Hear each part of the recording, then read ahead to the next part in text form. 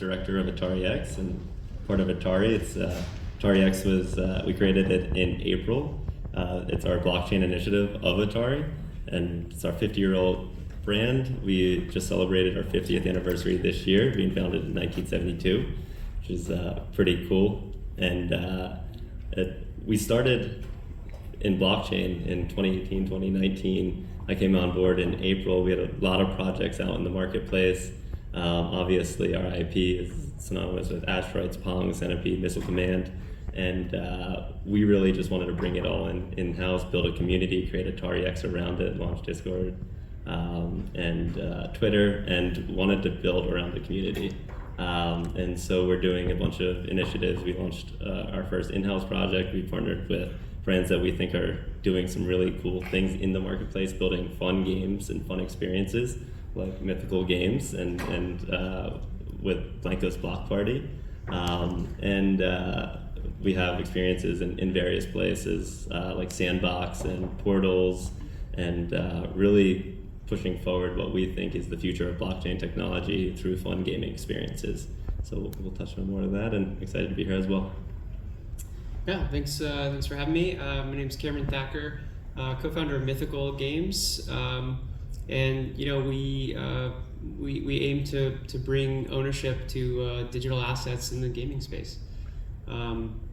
So I've been in kind of interested in blockchain and in the field since like 2013. I was a CryptoKitties midwife in 2015, and then we founded Mythical in 2018. So it's been a fun ride to see the evolution, and I'm excited to see where it goes from here too. So I'm Miggy Crypto, 10-year degen in the space who now actively works in the gaming industry, and I'm very proud to be able to be up here to talk with great games up here who are doing amazing things. At this conference, we've got to hear about catalysts for adoption. We've talked about influencers and how they affect the space down to education. And when it comes to gaming, all of these things are incorporated into this industry. And so as you see here, we have some people who are very, very key to the industry. And so let me start by asking Tyler. Atari is no stranger to the gaming community and has helped pave the way for the industry. What has been some of the community response, both traditional gamers and Web3, to Atari now building in the Web3 gaming space? And also, what are some necessary steps you see that'll help increase adoption for Web3 games? Yeah. Great question. And coming into the space as a gamer and loving games and everything, and there's a divisiveness a little bit around traditional gaming, as you stated, and blockchain gaming. And what we're trying to do is build experiences around quality games, fun games, and then partner or build games that don't rely on necessarily multiple transactions and multiple NFTs to operate, but really allow access and experiences through those individual games, whether it's token gating or access to other games or working with partners and building around that. So our main space is, and we have the opportunity as well to onboard new people, and we understand that we've been around for 50 years. Our brand is out there. People know our main core IP, so we can leverage that to help grow everyone else that's up here and bring on new gamers through showing the value of simple blockchain technologies and getting small wins and showing value in simple areas where maybe it's rewarding an action they would have already done anyway. You're already playing the game. Let's reward that smaller action. Or if you're already putting the time and sweat into something, maybe you get benefit somewhere else. So we're working on that through in real life activations and working with partners like in Blancos to show how fun and interesting and great that community was built. And then we interact with our Atari X community by running game nights and working with the team and having Atari levels, which bring into the lore of it all. So it's creating fun experiences and quality games to help show that blockchain isn't necessarily all about just an investment tool that can also be played as a game. No, that's a great answer. I think with the gaming industry, we see a lot of unique opportunities to increase Web3 adoption because it is a thriving industry already, and the necessary steps to bridge that gap are very few. There's a lot of stuff happening in gaming that already preset, the road for Web3. And so on the other end, we have Atari, who's an OG in the traditional gaming space, now entering Web3. Jesse from Splinterland Agro. So as an OG in the Web3 side of gaming, what are some of the biggest challenges this year y'all have faced when dealing with overall sentiment of Web3 and gaming? And also, what are some of the things Splinterland has done to remain a top-rated blockchain game? Bear markets are rough, and they're rough on everybody, and like the FTX debacle and everything else that's happening, I think that slows down interest in the space. And I think that makes things hard. So I often feel like we're a small dinghy in the ocean, and what's really determining things are the overall macroeconomics, and we can just do the best that we can to steer our ship and steer our path. But macroeconomics seems to take center stage there. So in terms of how we survive, first off, we just avoid doing terribly stupid things like over leveraging money at the top of markets and then imploding later. So just like basically, just ironically, even we're in one of the most volatile industries possible, and our response to that is to act as conservatively as a business as we can, and passing by opportunities for 20%, 30%, never-ending returns in order to make sure that we're actually holding our funds, we are being good stewards of that money, good stewards of our community, and ensuring that the people that are participating and buying have some comfort level that we won't just implode the next day because we are making smart choices. So beyond just bare bones surviving, I really like this idea of how do we grow this space? How do we grow the pie for everybody? And one of the pieces that we're actively working on now is, we built Splinterlands for the last 4.5 years. We've learned a lot of lessons, and if people aren't careful when they come into this space, they're going to have small errors in their economies, small errors in the way that things work in their game, and the game has high likelihood of imploding as a result. Just minor exploits in crypto amplified by 10,000 bots attempting actively to exploit systems can hurt them. So part of what we're doing is trying to make our experience and our product accessible to other people. And so we're actively moving not just from being a game, but a platform for games. We call this thing Invenium. The last year we've spent basically refactoring all of our code to be an enterprise-grade software and trying to facilitate brands to come into this space. And the more successful that we are at doing that, the more that there's other degens and other friends and family and people in the space, and the more that there's trusted brands like Atari that are here, I think it enables all of us to grow and have trusted parties with which we can do business. So on the front end, I try not to do stupid things with the money that we hold so that we never explode or implode. And on the proactive end, I try to make tools that essentially can help other people make money. If I can help them make money, I think in turn I'll get some fees or funds, but ultimately the more that we can grow the pie and the more that we help other people land here, that's how I think that we can all have nice things. And I think that's absolutely right, and this great answer.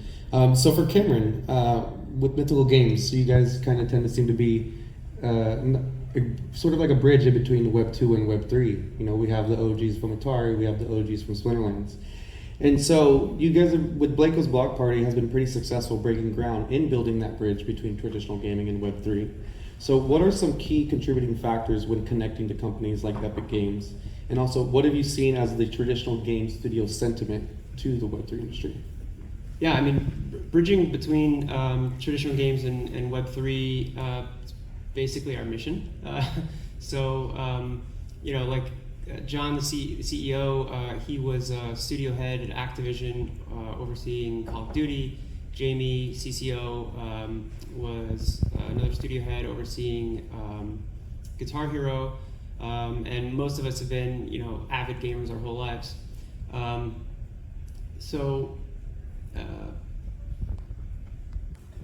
Yeah, I mean, it's really not a surprise that that's kind of our goal,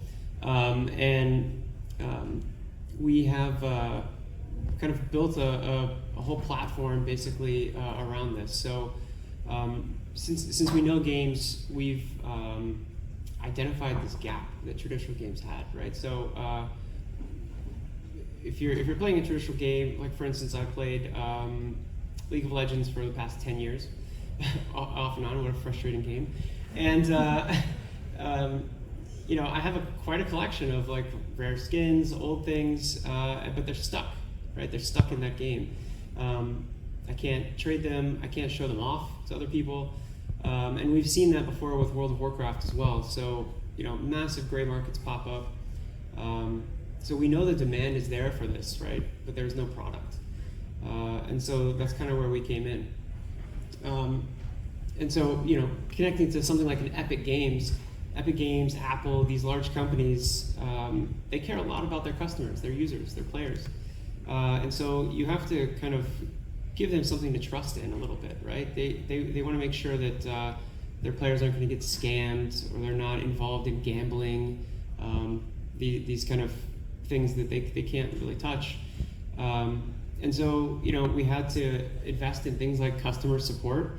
Gamers are habitually good at losing their passwords, so they need to be able to reset accounts. They need refunds, and these things, aren't directly compatible with blockchain, right? Like immediately. So we built this layer in between to help kind of navigate that and to take these gamers on the journey and give them the benefits of Web3, the ownership. And then the last piece around the sentiment of developers. It's mixed. It's a mixed bag. We've seen a ton of people, a ton of developers that are excited about the space. They're interested. They're talking to us about all kinds of things. Maybe partly it's because they, were around when free-to-play became a thing, right? There was a lot of people that criticized free-to-play, and they missed the boat, right? And it's now pretty much the dominant monetization scheme of gaming. And so, maybe they see it, sometimes I see it like this too, where this is kind of the next evolution of that potentially. So they don't want to miss out. But then on the flip side, there's a lot of negative press and negative things that happen in this space. I try not to even say NFT too often. I'll just say like digital good, digital asset, right? It's just the technology that enables this ownership and security and things. But the marketing is off a little bit, right, to some people. So I think, for those, we have to try and reach them with some positive messaging and education. No, that's a great answer. I think those things are very important when, trying to create those bridges. We see a lot of traditional gaming studios who have interest, but, they're looking for reasons to participate in the Web3 space, as are these traditional gamers. And so for Jack, for digital insight gaming, when I think insight, I think of the ability to see and recognize a problem at the current time, but also, seeing to the future of solutions to that problem. And so as a lifelong gamer and builder, when discovering the blockchain, what were the innovations that made you most excited about Web3 and gaming? Why build Web3 games? Yeah, hey, great question. For me, of course, growing up, video game was by far my favorite hobby, and of course, it also turned out, one day to be my profession. For Web3 gaming, it comes down to a couple of things, right? For us, we really thought the technology was what got us really interested. Most of the team came from a traditional gaming background, right? And so when we looked at blockchain technology, when it enables digital asset ownership, when it enables that level of transparency, right? We thought, that was something. Well, these factors are something that gamers have always wanted. If you look at traditional gaming, right? There's a whole shadow economy around Counter-Strike skins. There's a whole shadow economy around World of Warcraft gold, right? And so, what Web3 gaming is really supplying the technology that can legalize and offer transparency and, potentially down the road, a safe and secure way to transact, right? Have a very vibrant digital economy between players. And it's actually quite something that gamers have always wanted. It's just that it hasn't been possible. And we think, over time, it'll get there. And it's just going to take time, and hopefully something will come out of it. Yeah, that's a great answer, because a lot of people don't realize that we have a multi-billion-dollar industry that is currently thriving, regardless of what we may see in the markets concerning cryptocurrency or the fiat market. Gaming is an industry that is continually adding more money to it, adding more users, and people are doing it because of the enjoyment of the games that they're playing. Very few actually monetize it. And so, as Jack mentioned, there is this gray economy that exists, and so these bridges for Web3 games are very hard to find. They just need to be created by great companies and great people like this. And so for these last few questions, we're just going to go into sort of like a lightning round. Try to do like 60 max seconds for each answer, but I'll give everybody the same question, and then we'll just cycle through. So I'll start with you, Jack. What has been the biggest barrier to entry for Web3 in games? Yeah, I think Web3 so far, at least in gaming, right, has been a lot of marketing and good hype, right? Most products haven't been up to par in terms of gameplay, quality, as well as game design quality versus, your traditional games, right? Your AAA games would take years and tens of millions to build. And, so far in Web3, right? It's a lot of teams still in the building phase. You have some games that are out, but it's very financially driven, I would say. And I think over time, that spread or that gap will close. And I think, it's going to take some time to get builders to really build a fun game. And from there, if you layer on blockchain and Web3 and potentially NFT technology, I think that's when the magic can potentially start happening. Aggie, what do you see as some barriers into Web3 gaming? Account creation, it's the worst. Getting somebody their first wallet, teaching them about all this crap, it's like hand-holding children through college courses. It's brutal. So really good figuring out ways to use username and password to get people started, and then slowly upgrading them over time to like blockchain wallets, and really being able to handle the nitty-gritty of this. And then, we've purposely chosen in our chain ways to do account recovery because people like to post keys on Twitter, and that goes badly. So anything we could do around account creation, simplifying that. And ultimately, Brave, I think, is doing something really good by integrating all the keys into the browser directly. So if you could just have your browser like click some buttons, get your keys and accounts, have it live there, and as long as you're like interacting with your PC or your laptop browser, I think that's like the best native experience you can have. So we build things and use things like MetaMask and keychains and all this other stuff, but it's always like a Band-Aid to. I'm really looking forward to all the various browsers deeply integrating keys and account creation, so that's taken off the dApps plate and put into like the brand new user experience to all things crypto, which I think should really start with the browsers. No, excellent answer. Even myself, I tend to forget about that too, and I found trying to get into some games where that barrier, even as somebody who knows about Web3 and knows about that, still kept me from participating because it was just one too many steps. So Tyler, what are some barriers that you've seen or experienced? Yeah, I can't agree more with what you both said there. And as far as education, quality of games, and login, that's absolutely huge problems. And what I've seen from our perspective is we're unique in that we're a legacy brand, a large brand in most cases, and then native or endemic to the gaming space. So, and I see others entering or trying to enter or even thinking about enter, and I've had conversations with some studios and some other larger brands about this. And I feel like why they're entering into this space could be misguided, not necessarily wrong, but misguided in the sense that they're entering for either marketing activities or they think there's money in it. And I don't know if that's the case at this exact second, but and really as a brand coming into this space, it's where Web 2 was direct to consumer, Web 3 is direct to community, and as a brand we have the obligation to provide for that community, and in response we get feedback and get to interact, and it creates a whole different ecosystem between a brand and the people interacting with it, in this case gamers.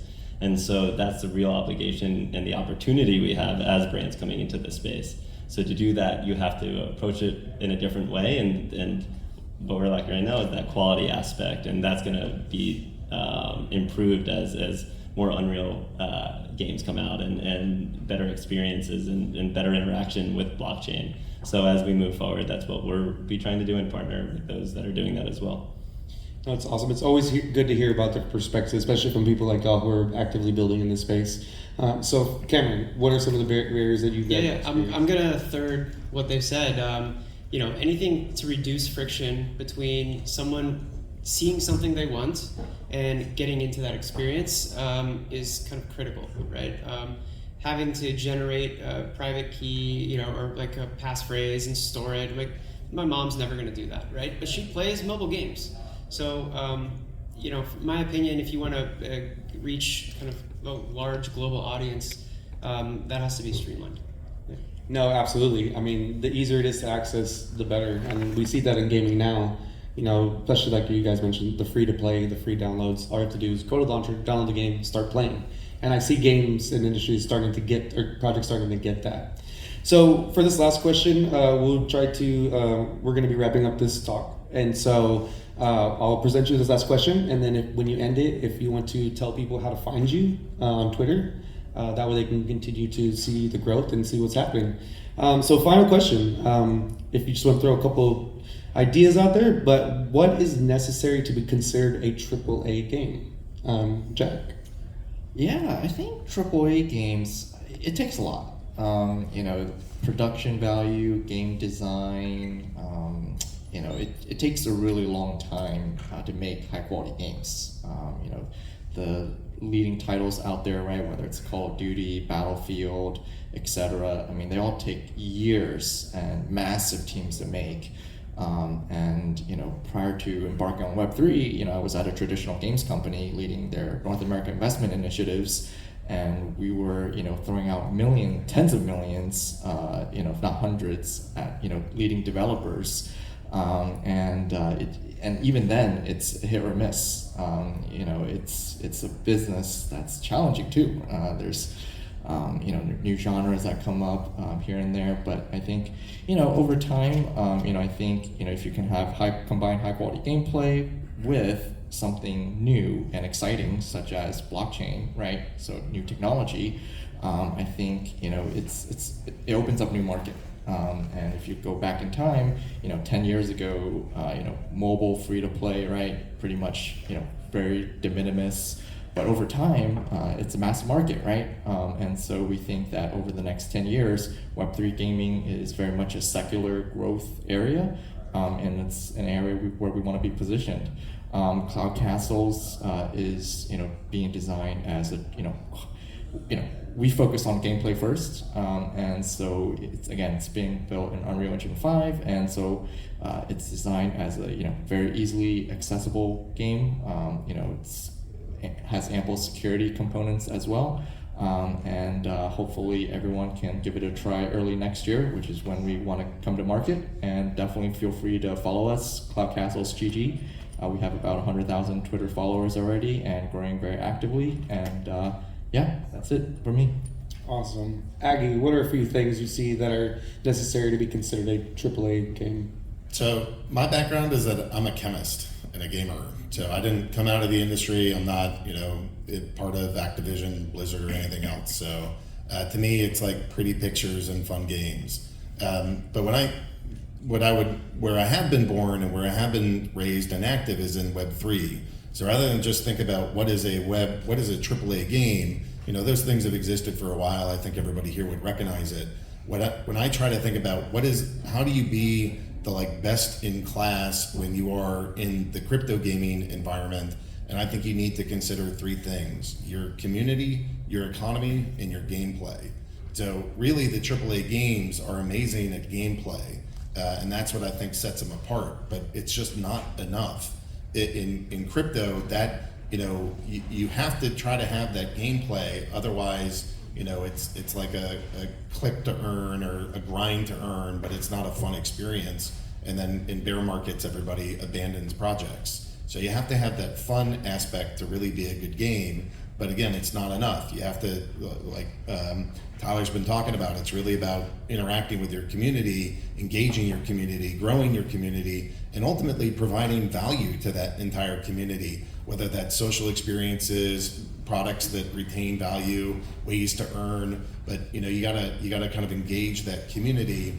And then lastly, you need to make sure that the economy works for the smallest minnow to the biggest whale. And we address that by like renting decks, so that even if you're socioeconomically disadvantaged, you still can access super high quality decks, but for fractions of the cost because you're renting as you go. So it's not enough to just be pretty and fun. In this space, you need to be pretty fun, a good steward of your community, and an even better steward of the economy. And that's what I think through for all of those, for all the games that are coming to this space. And you can find us at splinterlands.com. Thanks, everybody. Great answer, Tyler. Yep. I'll start by saying I won't kid anyone that for AAA games, I probably could have, if I was at Atari, spoken to it 40 years ago. So, and there hasn't been really a AAA game out of Atari since then, but we are creating really quality that might be a clip that I'm going to regret later. But personally in-house, having created, we create high quality, and our roadmap of our games and the quality of the content that's come out is a lot of fun and arcadey and it's a nostalgia aspect, and we are coming out with our new IP now that's amazing. But for me, AAA is really in quality immersive experiences, and as that relates to Web3, I believe it shouldn't be a hindrance, it should be an improvement, whether that's ownership or community or the things we've discussed here. And so really we're about to see the immersion of AAA come about with the quality of the gaming experiences within blockchain, and how I believe the blockchain is going to improve it all. And that's why we like working with people like Mythical here. I think is as close, if not there, as far as AAA is concerned. And where can these people find you? We are Atari X on Twitter, Atari X on Twitter. I'm getting Atari X on Twitter and on Discord. There we go. And now Twitch and everywhere else. Awesome. So Cameron, what do you think it takes to be considered AAA Web3? I'm not even really a fan of the term AAA because it's like assumed that must mean a good game.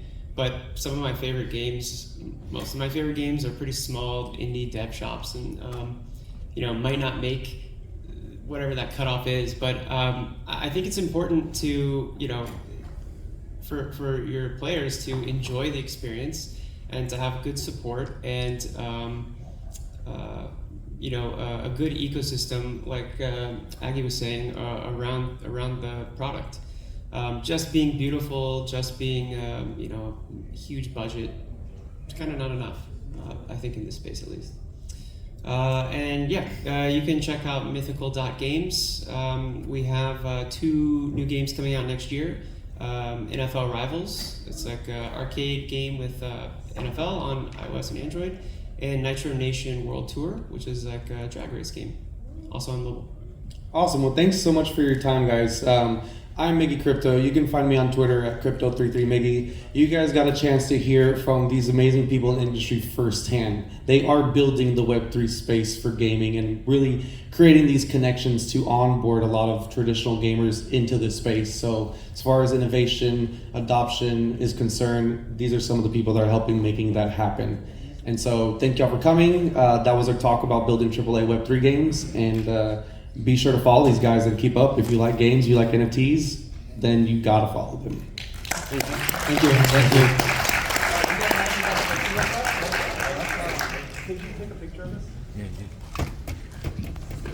That's Scott.